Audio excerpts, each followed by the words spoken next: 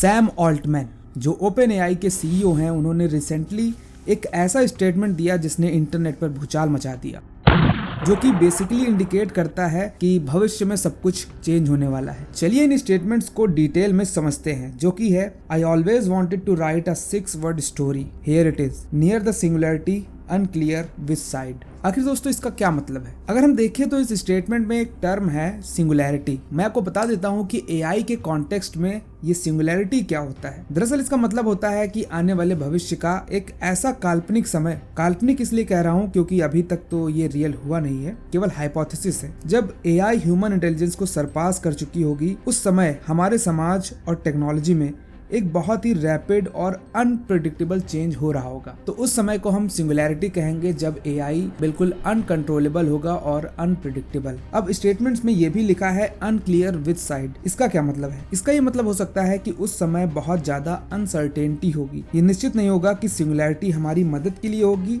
या फिर सिंगुलैरिटी हमारे यानी कि इंसानों के अस्तित्व के लिए भी खतरा बन जाएगी। दोस्तों दरअसल सिंगुलैरिटी वो पॉइंट होगा जहां पर एआई खुद से इम्प्रूव कर पाएगा, जो कि बिल्कुल अनकंट्रोलेबल और अनप्रेडिक्टेबल होगा। अब ये चीज क्लियर नहीं है कि आगे चल के ये अल्ट्रॉन बनेगा या फिर विजन। इस ट्वीट से सैम कुछ यही कहना चाह रहे हैं, लेकिन कई लोग और भी हैं जो कि ये प्रेडिक्शन कर रहे हैं कि 2029 तक यानी 2029 तक एआई ह्यूमन लेवल इंटेलिजेंस तक पहुंच जाएगी, that is AGI, artificial general intelligence. दरअसल ये प्रेडिक्शन किया है American futurist, computer scientist and techno optimist Ray Kurzweil ने। इसके अलावा इनका ये भी कहना है कि 2045 तक हम ह्यूमंस कंप्यूटर्स के साथ मर्ज हो जाएंगे, जो कि सिंगुलैरिटी का एक रूप होगा, या फिर सिंगुलैरिटी अलग से भी कोएग्जिस्ट कर सकती है। अब आप सोच रहे होंगे कि आखिर एजीआई और सिंगुलैरिटी में अंतर क्या है, तो ये आप रे कर्जवेल से ही समझ लीजिए। 2045 is a little bit different than AGI. AGI is basically equivalent to one human, a very good human that knows everything, but it's basically one human. We'll be able to multiply our intelligence about 1 million-fold by 2045, and that's what we call the singularity. It's not just becoming capable of being one human, but really like have a knowledge of basically 1 million humans by 2045. And that's so difficult that we borrow this metaphor from physics and call it a singularity. इसके अलावा रे Kurzweil ने दूसरी भी predictions की हैं जो कि बहुत इंटरेस्टिंग और क्रेजी हैं, बट उससे पहले आप इनका ये स्टेटमेंट सुनिए। When we get to the 2030s, nanobots will connect our brains to the cloud, just the way your phone does. It'll expand intelligence 1 million-fold by 2045. That is the singularity. We will be funnier, sexier, smarter, more creative, free from biological limitations. We'll be able to choose our appearance. We'll be able to do things we can't do today, like visualize objects in 11 dimensions. We can speak all languages.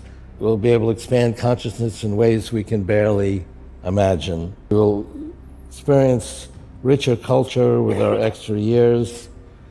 So I've recently become a grandfather.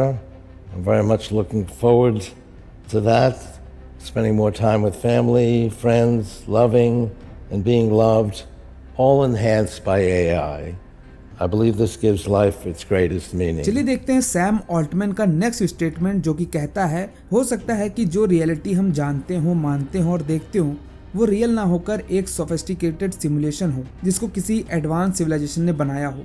दोस्तों इसी concept को simulation hypothesis कहते हैं, जिस पर मैंने ये एक डिटेल वीडियो बनाया है। आप इसे इस वीडियो को देखने के बाद देख सकते हो। खैर बात करते हैं इस ट्वीट की। तो अगर सिमुलेशन हाइपोथेसिस को हम पिछले ट्वीट से जोड़कर समझे, जो कि था near the singularity unclear which side, यहाँ पर विच साइड का ये मतलब हो सकता है कि क्या हम सिमुलेटेड वर्ल्ड का पार्ट हैं या फिर क्या हम सिमुलेशन के कंट्रोल में हैं। दोस्तों ये ट्वीट एक तरह की अनसर्टेनिटी को रिफ्लेक्ट करता है। इसके बाद आपको दिख रहा होगा टेक ऑफ, जो कि एक क्रिटिकल मोमेंट की ओर इशारा कर रहा है जब आर्टिफिशियल इंटेलिजेंस सेल्फ इम्प्रूवमेंट करने में कैपेबल हो जाएगी। Impossibility of knowing the moment, this means कि जब ऐसा मोमेंट आएगा, यानी कि जब एआई अनकंट्रोलेबल हो जाएगी, तो ये अभी से प्रेडिक्ट करना बहुत मुश्किल है कि तब उसका सोसाइटी पर क्या इम्पैक्ट होगा। The closer we get, the harder time I have answering, because I think that it's going to be much blurrier and much more of a gradual transition. शायद तब तक इसकी कॉन्सिक्वेंसेस को मैनेज करना या इसको इन्फ्लुएंस करना हमारे हाथ में ना हो, तब तक हम लेट हो जाए। वैसे आपको क्या लगता है, कमेंट करके जरूर बताइए। एंड क्या आप YouTube के AI फीचर्स के बारे में जानते हो जो कि आपको YouTube में ही मिलेंगे? अगर आप एक क्रिएटर हो तो आपकी बहुत उससे मदद हो जाएगी। अगर नहीं तो लेफ्ट वाली वीडियो पे जरूर क्लिक करें। एंड ये वीडियो इन्फॉर्मेटिव लगा हो तो लाइक करें, कमेंट करें एंड चैनल को जरूर सब्सक्राइब करें। Be the part of my journey. Thank you so much for watching.